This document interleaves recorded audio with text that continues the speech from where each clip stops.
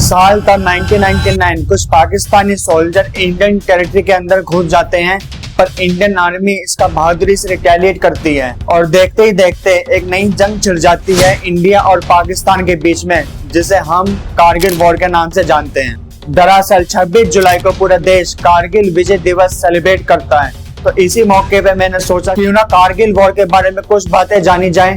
क्या है कारगिल वॉर, क्यों हुआ था कारगिल वॉर, कैसे हुआ था, तो आज की इस वीडियो में हम जानने की कोशिश करेंगे।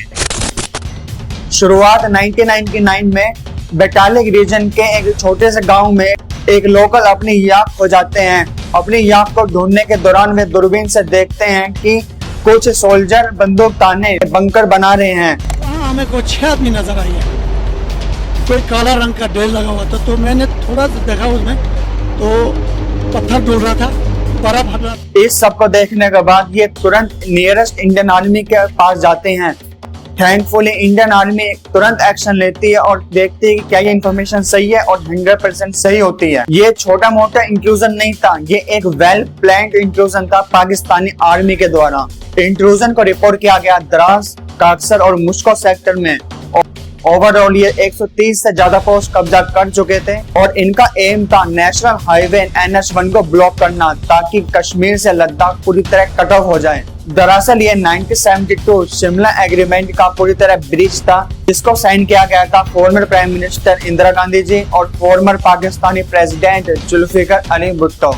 इस एग्रीमेंट के अकॉर्डिंग दोनों कंट्री सहमत हुई थी कि कोई भी LOC क्रॉस नहीं करेगा। डिप्लोमेसी के चलते श्री अटल बिहारी वाजपेयी जी ने LOC को क्रॉस करने से बिल्कुल मना कर दिया था। पर अगर ग्राउंड सिचुएशन देखें तो पाकिस्तानी सोल्जर पहाड़ों के ऊपर होने के कारण एक एडवांटेजियस पोजीशन पर तो थे, और इसके साथ ही ये रीजन बहुत ठंडा माना जाता है। द्रास रीजन को कोल्डेस्ट इनहेबिटेड प्लेस माना जाता है इंडिया में, जहां पर अक्सर -40 डिग्री सेल्सियस तक टेम्परेचर पहुंच जाता है।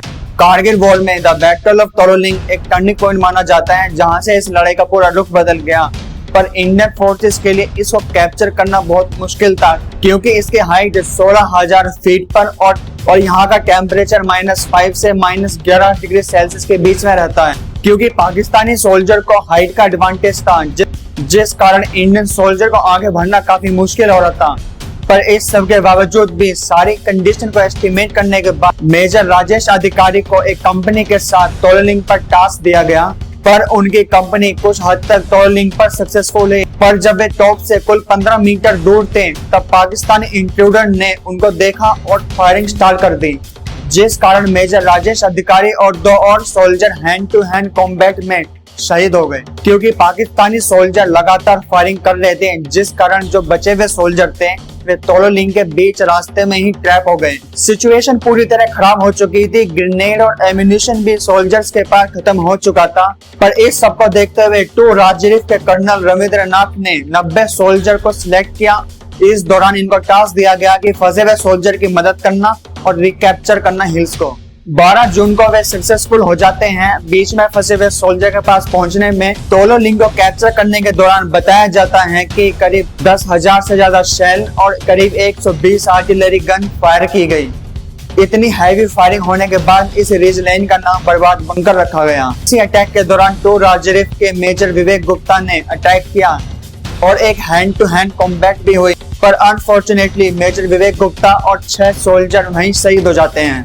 पर ये सोल्जर इवेंचुअली तोलोलिंग को कैप्चर करने में सक्सेसफुल होते हैं। और तोलोलिंग के 1.6 किलोमीटर नॉर्थ में 0.5140 एक पॉइंट था, जिसकी हाइट 17,000 फीट थी, जो तोलोलिंग से भी ज्यादा हाइट पर था। 0.5140 को कैप्चर करने के लिए लेफ्टिनेंट कर्नल YK जोशी को टास्क दिया गया, जिसके बाद 2 ग्रुप बनाए गए, जिसमें से एक ग्रुप को लीड करने का काम लेफ्टिनेंट संजीव सिंह जामवाल को दिया गया और दूसरे ग्रुप को लीड करने का काम कैप्टन विक्रम बत्रा को दिया गया, जिनका कोड नेम शेरशाह था। दोनों लेफ्टिनेंट को सक्सेस सिग्नल चूज करने के लिए कहा गया कि जब वे मिशन पर सक्सेसफुल हो जाएंगे तो कैसे सिग्नल देंगे बाकियों को, जिसमें से लेफ्टिनेंट संजीव सिंह जामवाल ने सक्सेस सिग्नल चूज किया ओ या और दूसरा लेफ्टिनेंट विक्रम बत्रा ने सक्सेस सिग्नल चूज किया ये दिल मांगे मोर। success signal वो आया, which was passed to our CEO Colonel Joshi on the radio set.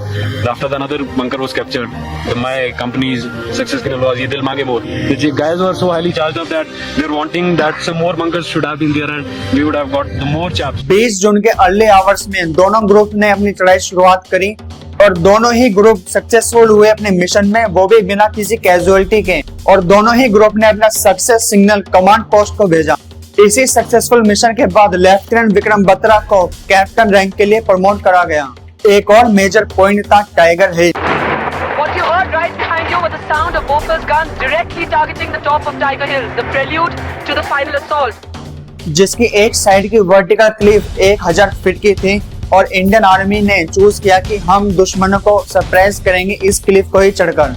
3rd और 4th जुलाई के रात के बीच 22 सोल्जर्स ने इस मिशन में हिस्सा लिया और इसी मिशन में 19 साल के ग्रेनेडियर योगेंद्र सिंह यादव भी शामिल थे, जो अपने आप इस मिशन में वॉलंटियर हुए थे। टाइगर हिल पर पहुंचने से पहले ही पाकिस्तानी सोल्जर्स को इनके बारे में पता चल गया और ऊपर से रॉकेट लॉन्चर और मशीन गन से फायरिंग किया गया, जिसमें प्लाटून कमांडर और 2 अदर सोल्जर्स शहीद हो गए। पर योगेंद्र सिंह यादव इस सब के बावजूद भी योगेंद्र सिंह यादव ने अपनी चढ़ाई जारी रखी। वे लगभग 940 फीट तक पहुंच चुके थे और 60 फीट पे पहुंचने से पहले ही उनके शोल्डर और लेग में 3 बुलेट हिट करती हैं। इस सब के बावजूद वे टॉप पर क्लाइम करते हैं और 4 एनिमीज को वहीं मार गिराते हैं और बाकी बचे हुए सोल्जर्स के साथ मिलकर वे टाइगर हिल पर अटैक करते हैं और अंत में ये मिशन सक्सेसफुल हो जाता है। पर हैरानी की बात तो ये है कि करीब 18 गोली के लगने के बाद भी योगेंद्र सिंह यादव सरवाइव कर जाते हैं। दूसरी तरफ और भी मिशन कंडक्ट किए जा रहे थे बचे कुचे हिल टॉप को कैप्चर करने के लिए, जिसमें से एक .4875 था। इस मिशन के लिए भी कैप्टन विक्रम बत्रा को एहसान किया गया और इस मिशन में उनके कैंपेनियन थे कैप्टन अनुज नायर। 8 जुलाई की सुबह ये अपने मिशन में इस पीक को कैप्चर करने में सक्सेसफुल हो जाते हैं। मिशन ऑलमोस्ट खत्म हो चुका था। कैप्टन विक्रम बत्रा अपने लेफ्टिनेंट को बचाने के लिए बंकर से निकलते हैं, क्योंकि उस लेफ्टिनेंट का पैर ऑलमोस्ट इंजर्ड हो जाता है एक एक्सप्लोजन के कारण। जैसे ही ये अपने लेफ्टिनेंट को रेस्क्यू करने के लिए बंकर से बाहर निकलते हैं तो पाकिस्तानी सोल्जर्स जो पीछे हट रहते हैं उनके चेस्ट में बुलेट फायर करते हैं और अनफॉर्चुनेटली वे वहीं पर शहीद हो जाते हैं। इंडिया ने .4875 को तो जीत लिया, पर अपने 2 हीरोज कैप्टन विक्रम बत्रा और कैप्टन अनुज नैयर को खो दिया। आज इस पॉइंट को हम बत्रा टॉप के नाम से जानते हैं। .4875 मेजर लैंडमार्क था कारगिल वॉर का, जिसने इंडिया की विक्ट्री को ऑलमोस्ट कंफर्म कर दिया था। 2 दिन बाद 11 जुलाई को पाकिस्तानी आर्मी ट्रूप्स विड्रॉ करना शुरुआत करते हैं और इंडियन आर्मी बैटलिक में रिमेनिंग पॉइंट्स को कैप्चर करती है। 14 जुलाई को prime minister Atal Bihari Vajpayee operation विजय की सक्सेस की घोषणा करते हैं और 26 जुलाई को ऑफिशियली ये वॉर खत्म हो जाती है, जब इंडियन आर्मी ने ऑफिशियली डिक्लेयर किया कि बाकी पाकिस्तानी इंट्रूडर्स को बाहर निकाल दिया गया है। आज के दिन इस 26 जुलाई को कारगिल विजय दिवस के नाम से सेलिब्रेट किया जाता है। इंडियन सोल्जर्स की बहादुरी को देखते हुए इंडिया का हाईएस्ट गैलेंट्री अवार्ड परमवीर चक्र से 4 सोल्जर्स को अवार्ड दिया जाता है, जिसमें captain Vikram Batra, lieutenant Manoj Pandey, rifleman Sanjay Kumar और ग्रेनेड और सूबेदार major Yogendra Singh Yadav. Overall estimate की बात करें तो 527 इंडियन सोल्जर इस वॉर में शहीद हुए और लगभग 1300 के आसपास घायल हुए हैं।